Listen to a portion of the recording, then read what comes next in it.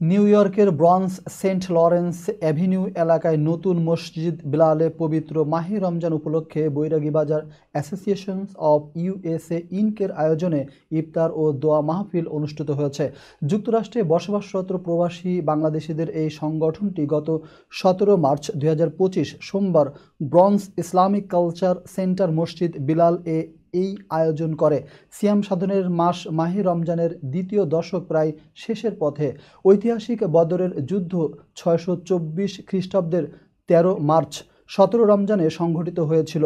মহানবী হজরত মোহাম্মদ সাল্লাল্লাহু আলাইহি সাল্লাম 313 জন বদরি সাহাবী নিয়ে এই যুদ্ধে অংশগ্রহণ করেছিলেন এবং আল্লাহর কৃপায় বিজয় লাভ করেছিলেন। এই ঐতিহাসিক দিনের তাৎপর্য নিয়ে আমন্ত্রিত ওলামায়ে কেরাম গুরুত্বপূর্ণ বক্তব্য রাখেন।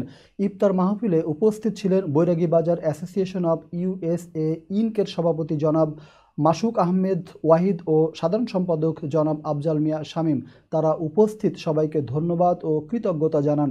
অনুষ্ঠানে মসজিদ বিলালে ইমাম ও খতিব মুফতি মাওলানা মঈনুল ইসলাম, সংগঠনের উপদেষ্টা হাফিজ মাওলানা নূর মোহাম্মদ, বৈরাগী বাজার সিনিয়র মাদ্রাসার প্রিন্সিপাল, ব্রঞ্জ ইউনিয়ন পোর্ট জামে মসজিদের ইমাম ও খতিব মাওলানা আব্দুল লতিফ এবং অ্যাস্টোরিয়া ওয়েলফেয়ার সোসাইটির সভাপতি সোহেল আহমেদ উপস্থিত ছিলেন।